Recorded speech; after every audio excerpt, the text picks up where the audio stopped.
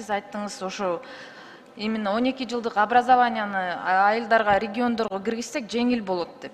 Анан кандайча иш-чараларды көрөсүз десем, сиз айттыңыз, аякта 250 эле окуучулар бар, то есть одна смена депчи. Мен эгер өзүмдүн регионумда эле айтсам, канча бир мектептер бар. 2-3 сменде окуп, балдар батпай аткандар, кабинеттер жетишпейт. Анда сиз ошондо нулевой класстарды каяка отургузасыздар? Урматтуу Жылдыз айым, бүгүнкү күндө алар окуп атат. Аларга мамлекет тарабынан 800 миллион акча мугалимдерге айлык акысы каралып атат. Я хочу вам сказать, что в регионах я нигде не видела, чтобы дети ходили в нулевой класс. В Тем более, регионах, наоборот, вы дослушайте, я вам вышлю. вы вам дослушайте, я не досказала. Хорошо. Тем более, в каждой школе я могу вам привести такие школы, где потолки текут, где у них дырка в потолках.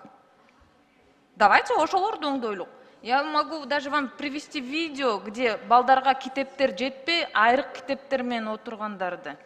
И тем более я хочу еще отметить, что сиздер өзүңүздөр дагы опрос жүргүзгөнсүңөр. И я тоже самостоятельно жүргүздүм.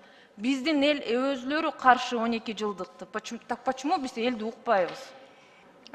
Дүйнөлүк педагогикалык практикада 6 жаштан баштап балдарды 1-класска алуу практикасы кирген.